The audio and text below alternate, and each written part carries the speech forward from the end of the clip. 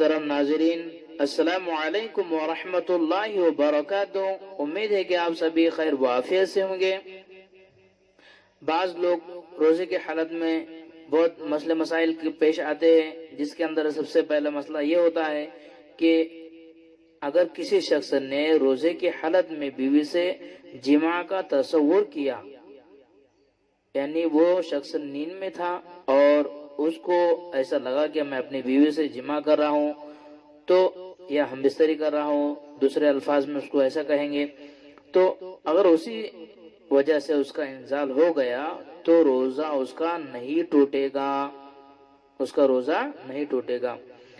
دوسرا مسئلہ، روزے کی حالت میں مزی نکلے، یعنی منی نکلنے سے پہلے ایک مزی نکلتی ہے جو پانی کے موافق ہوتی ہے، اگر وہ نکلے تو اس سے بھی روزہ نہیں ٹوٹے گا۔ ٹھیک ہے۔ نمبر 4، روزے کی حالت میں احتلام ہونا۔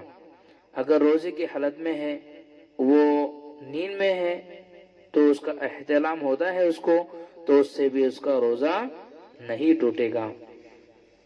ٹھیک ہے، اس بات کو ذرا غور سے سمجھ لیجئے۔ اس کے بعد نمبر 5، روزے کی حالت میں بدن میں وکس وغیرہ لگانا۔ روزہ ہے اس شخص کو اور وہ وکس وغیرہ لگاتا ہے تو اس سے بھی روزہ نہیں ٹوٹے گا۔ ٹھیک ہے۔ نمبر 6، روزے میں پھول یا عطر کی خوشبو لگانا، یعنی پھول اپنے جسم میں ملنا یا پھر عطر وغیرہ خوشبو وغیرہ لگانے سے بھی روزہ نہیں ٹوٹے گا۔ روزے میں آنکھ میں روزے کی حالت ہے اور آنکھ میں اگر سرما وغیرہ لگاتا ہے تو اس سے بھی روزہ نہیں ٹوٹے گا۔ ٹھیک ہے۔ نمبر 7، کہ روزے کی حالت میں ضرورت کے وقت آنکھ میں دوا ڈالنا جائز ہے، اس سے روزہ نہیں ٹوٹتا، اگرچہ دوا کا ذائقہ حلق میں محسوس ہو۔ اگر اس کے آنکھ میں کچھ درد ہے اور وہ دوائی آنکھ میں ڈالتا ہے تو اس سے روزہ نہیں ٹوٹے گا، اگرچہ اس کا مزہ حلق میں محسوس بھی ہو تب بھی اس کا روزہ نہیں ٹوٹے گا۔ اور یہ قے کے متعلق ایک بہت اہم مسئلہ ہے، اس کو ذرا غور سے سنیے کہ قے، تھوڑی سی قے آئی پھر خود حلق میں لوٹ گئی یا قصدن اسے لوٹا لیا تو روزہ نہیں ٹوٹے گا۔ ٹھیک ہے، ایک بات۔ دوسری بات، البتہ اگر منہ بھر کے قے ہوئی اور اسے لوٹانے سے روزہ ٹوٹ جائے گا۔ اگر منہ بھر کے قے اگر ہوتی ہے تو اس کو لوٹانا نہیں چاہیے، نگلنا نہیں چاہیے۔ ٹھیک ہے، اس کو باہر پھینک دینا چاہیے۔ اگر باہر پھینکتا ہے، باہر نکال دیتا ہے، یعنی جو خود بخود قے آنے کے بعد اگر وہ باہر گر جاتی ہے تو وہ روزہ نہیں ٹوٹے گا۔ اگر اس کو اندر نگل لیتا ہے تو پھر روزہ ٹوٹ جائے گا۔ اس بات کو غور سے سنیے اور اس مسئلے کے متعلق فکر مند ہوئیے۔ نمبر 10، روزے میں ناک سڑکنا، یعنی روزے کی حالت میں ناک سڑکنے سے بھی، ناک اس کی آئی اور اس نے زور سے سڑک لیا اس کو تو وہ حلق کے اندر چلے گئے تو اس سے بھی روزہ نہیں ٹوٹے گا۔ نمبر 11، پان کی سرخی منہ میں رہ جانا، یعنی اگر پان کوئی شخص کھاتا ہے اور منہ صاف کر لیتا اچھی طرح اس کے بعد میں، لیکن تھوڑی سی سرخی باقی رہتی ہے تو اس سے کوئی حرج نہیں۔ تھوک کے ساتھ اگر پان کا جو کلر وغیرہ جو سرخی رہتی ہے اگر وہ بھی منہ میں چلا جائے تو اس سے بھی روزہ نہیں ٹوٹے گا۔ ٹھیک ہے۔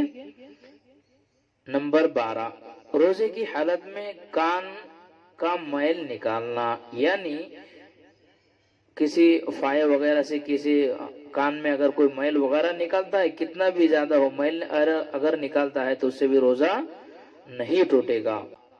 اس کے بعد میں نمبر 13، دانت میں چنے کے بقدر غذا لگی رہنا، یعنی اس نے سحر کیا اور سحر کرنے کے بعد گوشت کا ٹکڑا تھوڑا سا چنے سے کم اگر منہ میں رہ جائے تو اسے نکال دینا چاہیے، پھینک دینا چاہیے۔ اگر وہ نگل لیتا ہے اس کو تو بھی روزہ نہیں ٹوٹے گا، لیکن اگر وہ چنے کے موافق اگر وہ ٹکڑا ہاتھ میں لے کر پھر اگر اس کو نکال کر پھینک دے تو روزہ نہیں ٹوٹے گا، ٹھیک ہے، اور اگر ہاتھ میں لے کر پھر نگل لیتا ہے تو پھر روزہ ٹوٹ جائے گا۔